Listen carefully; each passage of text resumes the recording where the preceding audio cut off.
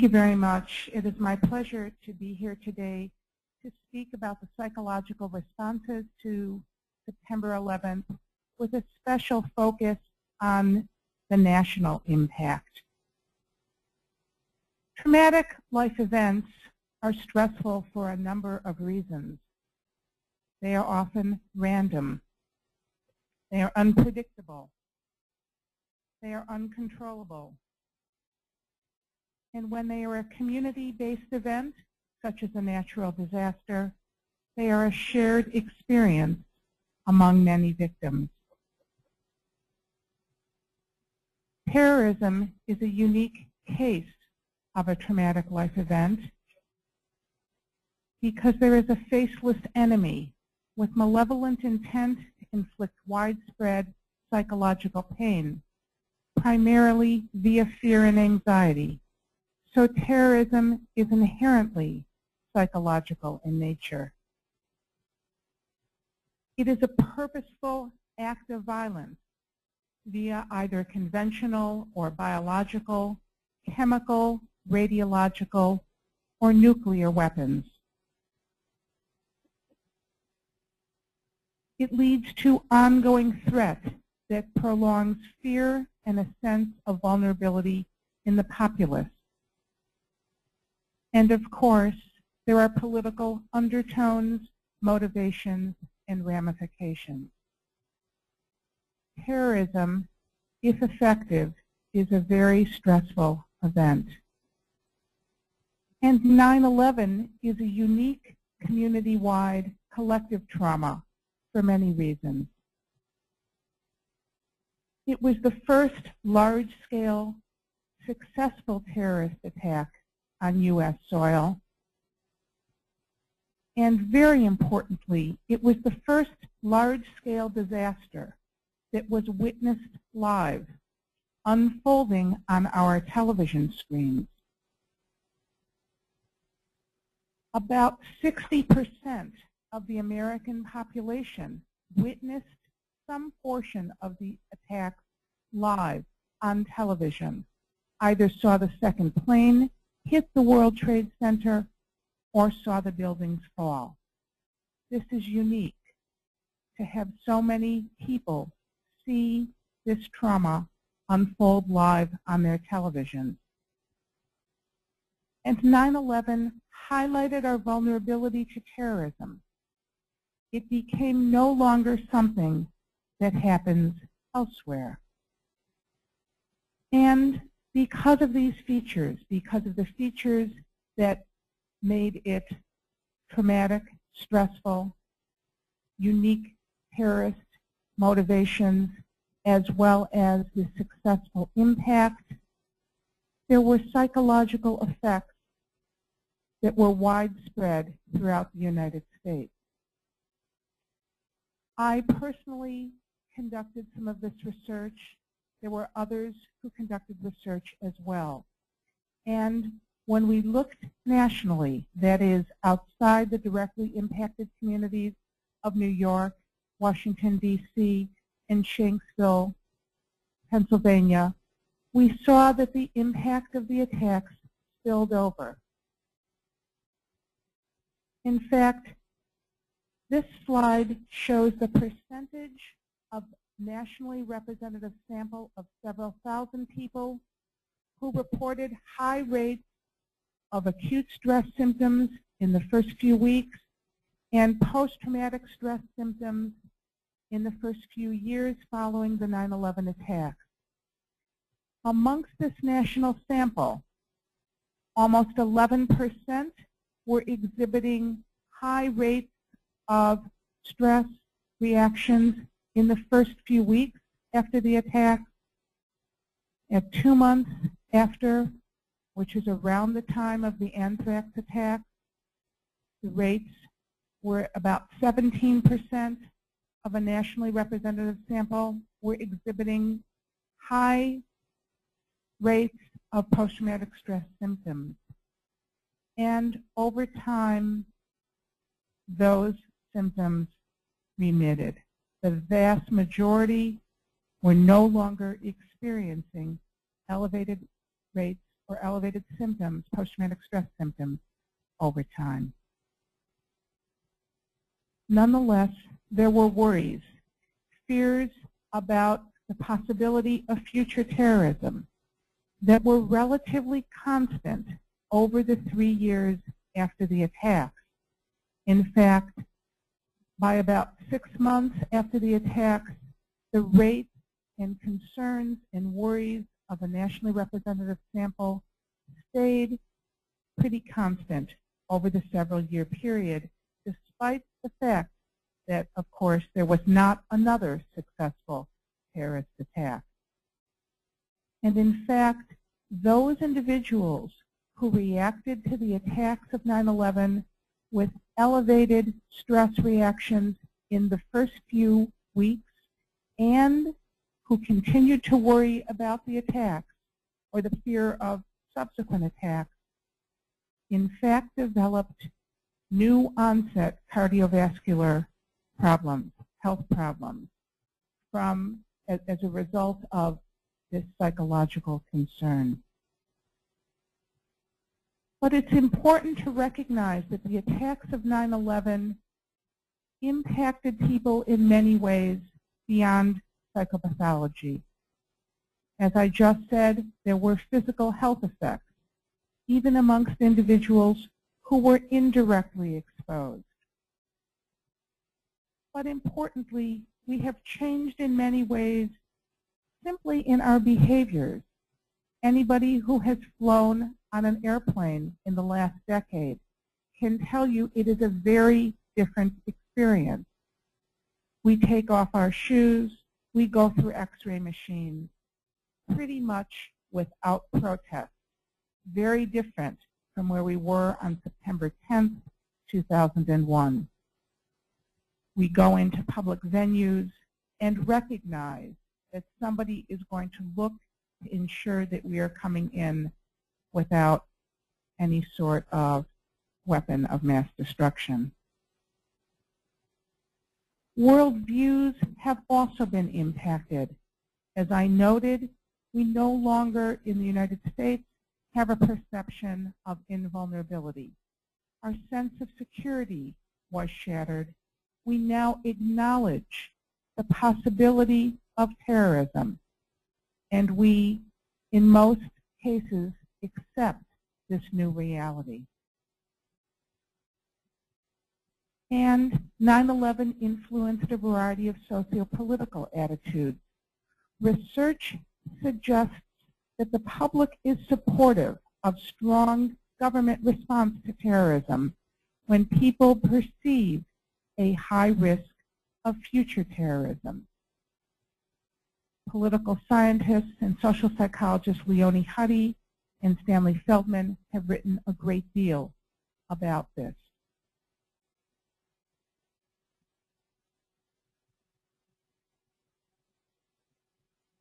There were also some negative social consequences.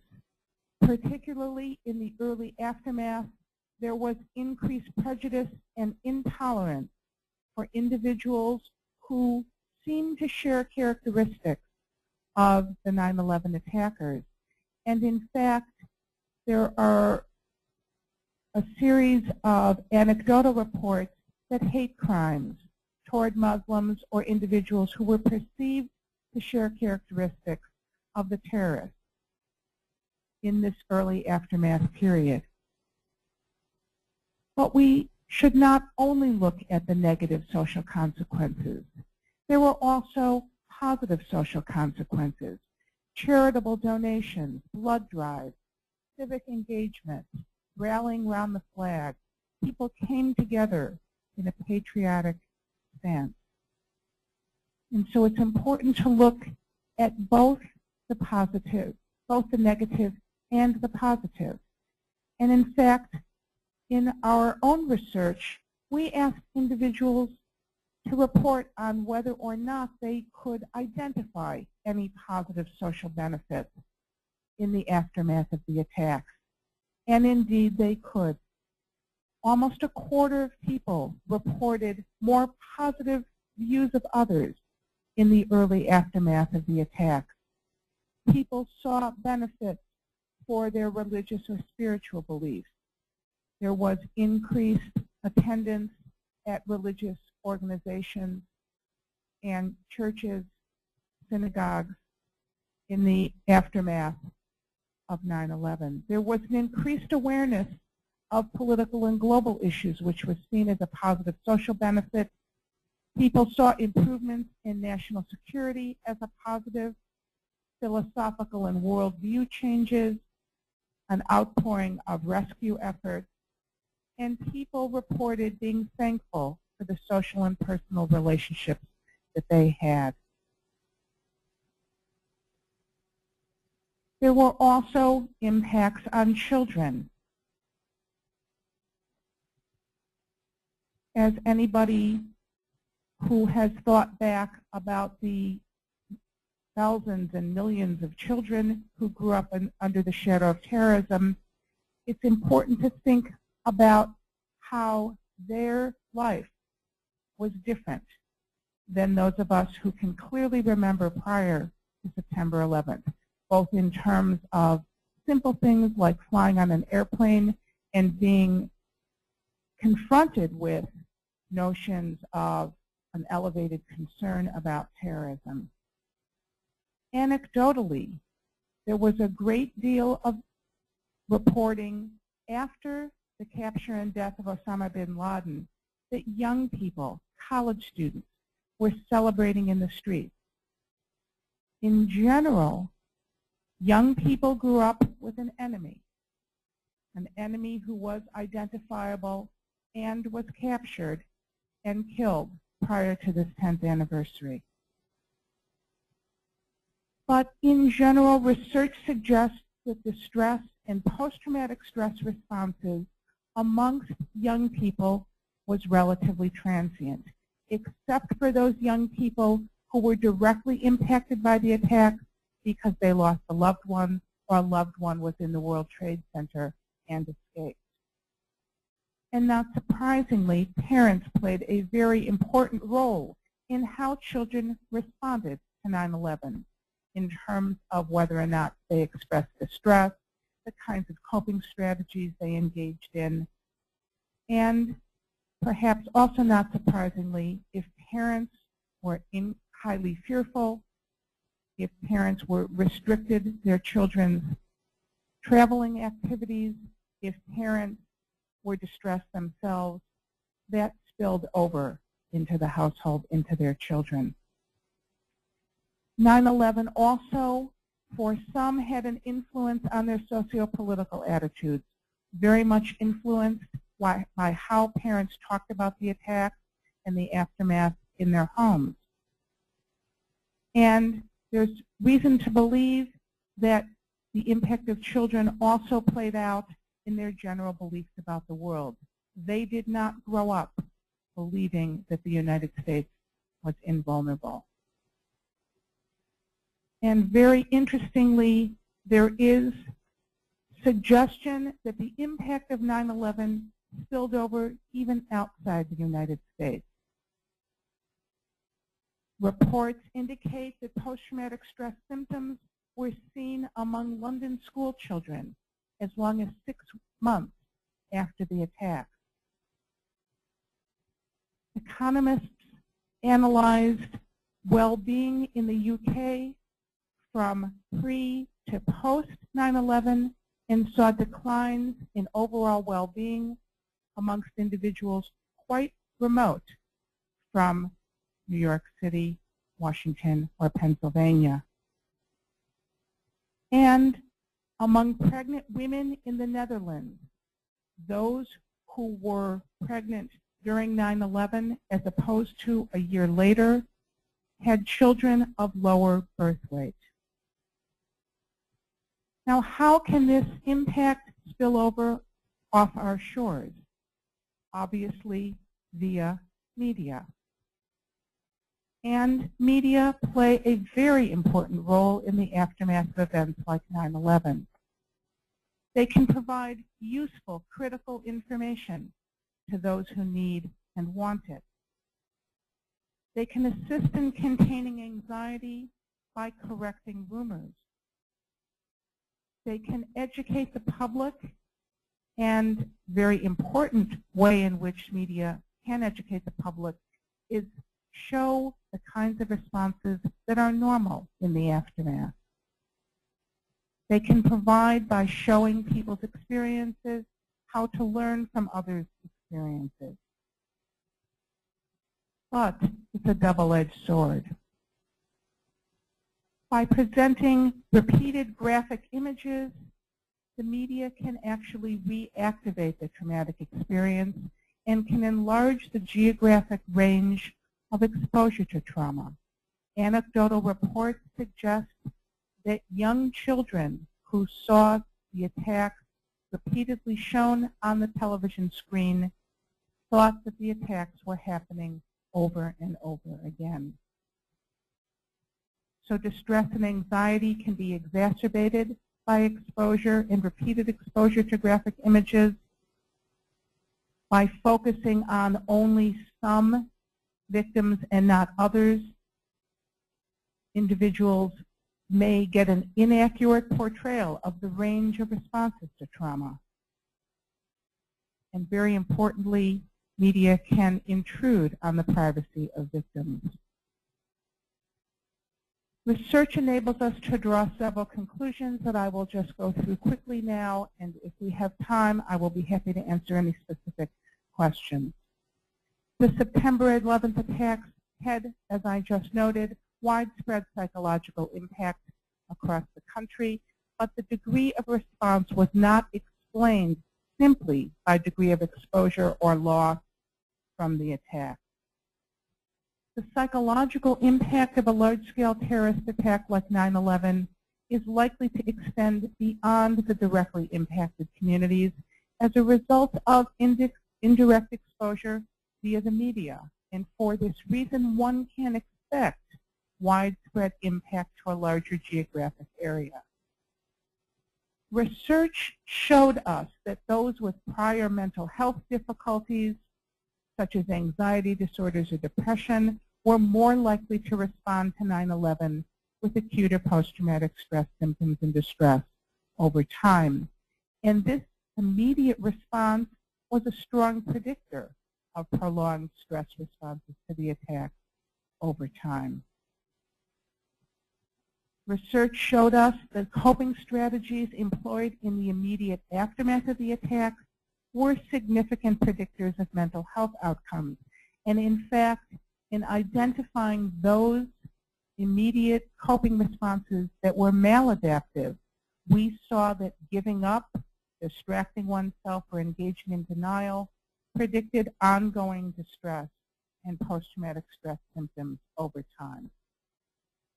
And ongoing stressors in the environment, as well as in people's individual life circumstances, exacerbated the long-term effects. We've learned several lessons. First, the importance of being aware of and sensitive to the enormous variability in response, both immediately and over time. The importance of avoiding pathologizing, quote, normal or understandable responses to a highly abnormal event. The recognition that both the physical and the mental health impact of terrorism is likely to go beyond those directly exposed. And it's important not to expect a simple dose-response relationship. It's important to recognize that there may be certain early predictors of long-term difficulties, such as mental health history, early behavioral disengagement or giving up, and chronic stressors. It's likely that there are cultural differences in response based on prior life experiences and cultural norms. And importantly, terrorism need not be as deadly as 9/11 to be effective. The Washington, D.C. snipers had a similar impact in the short term in 2002. What is critical for the success of terrorism is unpredictability. And 9/11's effects were not only limited to post-traumatic stress responses. It's important when considering the impact, the psychological impact, to look beyond a focus merely on psychopathology to examine impact. And importantly, residents of the United States exhibited great resilience in response to the 9/11 attacks. Now, much of what I've just talked about appears in a special issue of the journal American Psychologist that just came out on Friday, 9/11, 10 years later. Everybody on the stage here today has written and contributed to the special issue. I was the guest editor of the special issue, and it can be ordered online by the American Psychological Association or by this phone number. Thank you very much.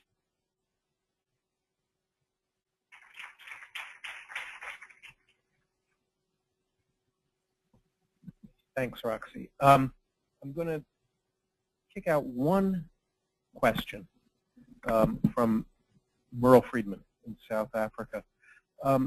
What were some of the useful responses that seemed to make a difference when you talked about the extent of coping strategies and resilience, and particularly the steps people took in the immediate aftermath being good predictors? What were some of the steps, interventions, choices that seemed to matter most? There is a lot of research that suggests that there are psychological benefits associated with volunteering. So those individuals who sought to engage in philanthropy, donating their blood, helping in any way that they could, being active in the aftermath, those were seen as some positive coping strategies. People also were able to gather with their friends, relatives, and loved ones, and in their religious communities to memorialize and commemorate the events of 9/11. Those seemed to be beneficial, specifically for individuals who chose to do that. It is not to say that one need engage in these behaviors in order to cope well. It's just that those were characteristics that were shared by individuals who did well in the aftermath. I'm being told, and I'm also being told to remind all of our speakers to, when you speak here, stay close to the mic. We need it to sound good. Another question for you, Roxy. This is from Lowell. What are the spiritual impacts that you are seeing, especially maybe in the long-term aftermath, or, what are you seeing in that realm?